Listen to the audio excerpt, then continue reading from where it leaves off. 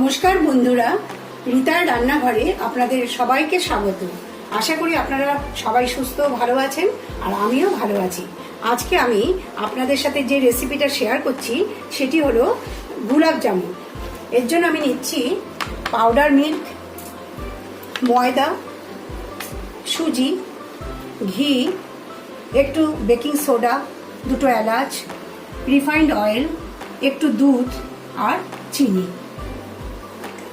গুলাব জামুন তৈরি করবার জন্য আমি কতটা পরিমাণে কি নিয়েছি সেটা ডেসক্রিপশনে পেয়ে যাবেন। একটা মিক্সিং বোলে আমি প্রথমে দুধটা ঢেলে দিচ্ছি, তারপরে দিচ্ছি ময়দা, তারপরে দিচ্ছি সুজি, তারপরে দিচ্ছি বেকিং সোডা। এই সমস্ত জিনিসটা আমি একসাথে ভালো করে মিশিয়ে নিচ্ছি। এবার আমি হাত দিয়ে এই সমস্ত জিনিস দুধ দিয়ে একটু একটু করে মাখবো, একটা ডো তৈরি করবো।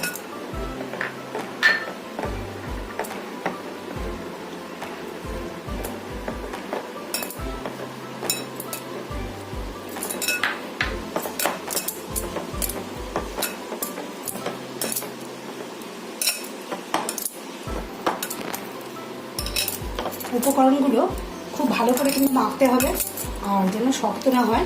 ডোটা একটু নরম করতে হবে। মাখতে মাখতে ডোটা তো এরকম একটা আঠালো হয়ে যাবে। যখন আঠালো হয়ে যাবে তখন কিন্তু একটু ঘি দিয়ে হাতে একটু ঘি নিয়ে মাখবো। আঠালো ভাবটা কেটে যতক্ষণ না যায় ততক্ষণ মাখতে হবে।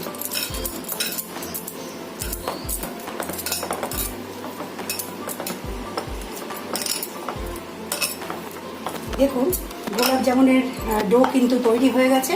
একটু নরম ডো হবে, খুব শক্তও হবে না, একেবারে নরম হবে। এবার এর থেকে লেচি কেটে কেটে আমি ছোট ছোট করে গোলাপ জামুনের আকারে গড়ে নেব।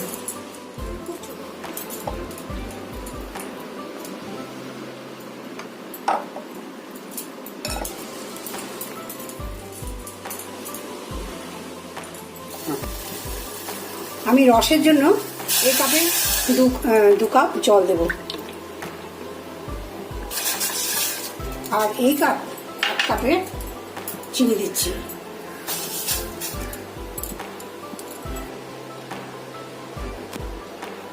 আমি আর এক কাপ চিনি দিচ্ছি,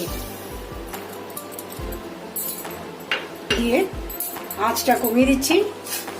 রসটা হতে থাকুক, আমি ততক্ষণ গোলাপ জামুনগুলো ভেজে নিই। রসে দিয়ে দিচ্ছি একটু এলাচ,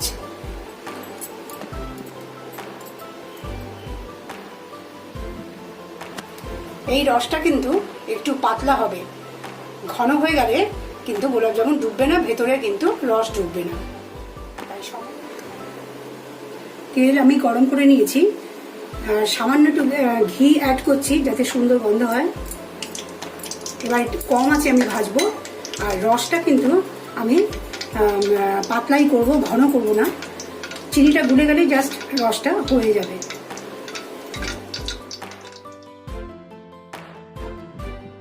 বন্ধুরা, এই ভিডিওটি আপনারা পুরোটা দেখুন।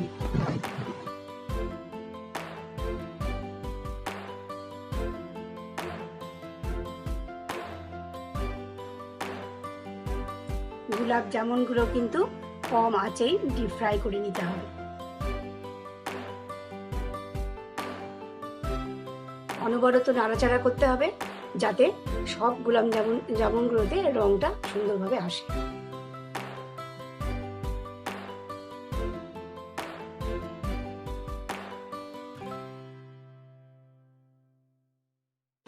বন্ধুরা, ভিডিওটি অবশ্যই লাইক করবেন আর কমেন্ট করে দেবেন।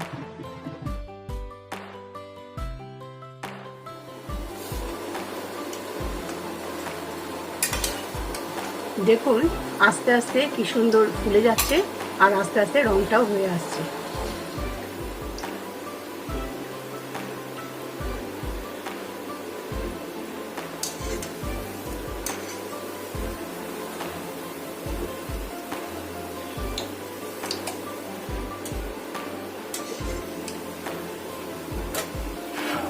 দেখুন কি সুন্দর হয়ে গেছে গোলাপ জামুনগুলো। এবার আমি এগুলো তুলে গরম রসে দিয়ে দিচ্ছি।